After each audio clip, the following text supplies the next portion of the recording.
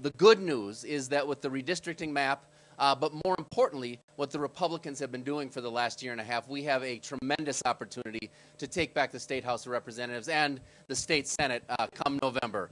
And I want you to think just about, there's two good reasons to do that, I think.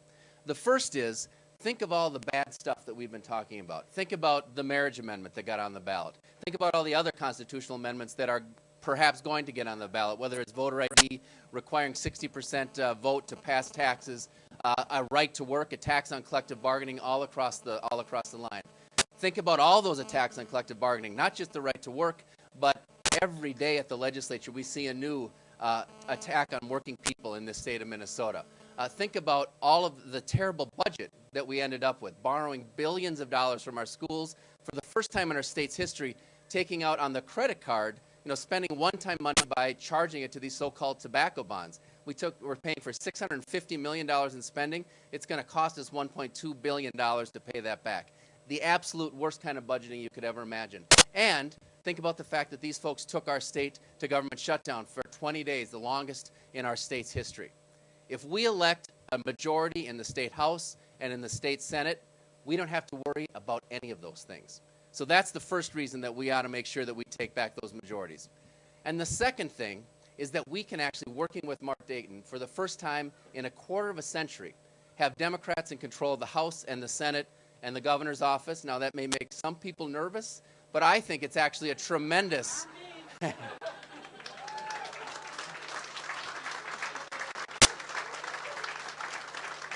I think it's actually a tremendous opportunity for this state to show this country what a well-run state that's committed to making sure that its people succeed is all about. And we can be that model for the rest of this country, because right now, if you look at what's happening in the United States of America, we really need that kind of hope. We really need that kind of model. We really need that kind of politics in this country, and Minnesota can lead the way. We can make sure that instead of protecting millionaires and large corporations, which is what the Republicans did in the last budget, we can make sure that all Minnesotans get the kind of property tax relief that they need.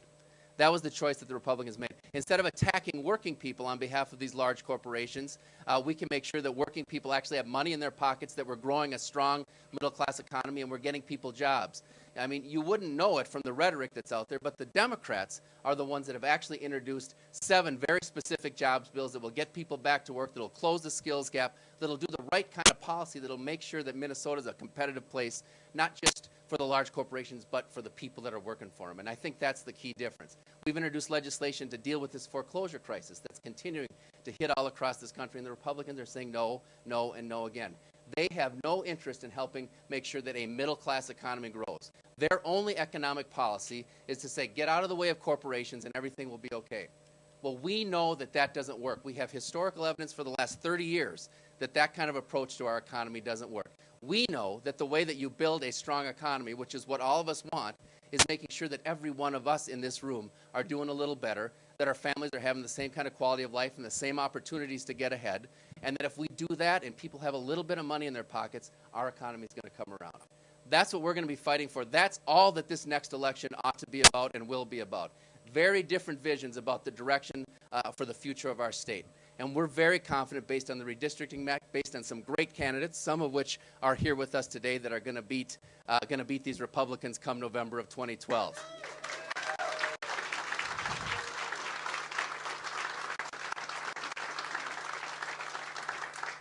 You know, we have Lynn Wardlow, not Lynn, his son Doug Wardlow, even worse, who's out there. You know, this week on the House floor, he had his premier bill for the legislative session. Did it have anything with getting people back to work? Of course not.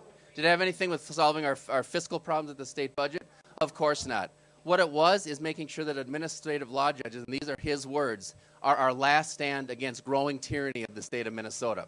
That's what this guy's worried about. It's crazy. And Diane Anderson, I don't even know what she's working on, quite honestly.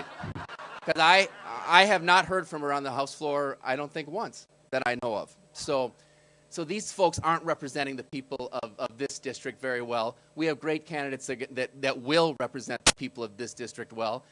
We're going to have to work incredibly hard, though. And that's the last thing I want to leave you with, which is what Ken talked about as well. You know, there's a lot of things to be outraged about these days. Watching Fox News, listening to Rush Limbaugh, listening to Representative Mary Franz, and I don't know if you saw this, comparing people on food stamps to animals. That's the kind of thing that we're dealing with, but outrage isn't enough. What we have to do is turn outrage into action. We need to be knocking on doors. We need to be giving money to all these candidates that are out there. We need to be making phone calls. We need to be doing all those things that actually win elections for us, because they're going to be fighting us every step of the way. We can do this, but only if we're all in it together. So thank you for all the energy in this room. Thank you for everything that you've done, and we'll see you over the next several months. Thanks.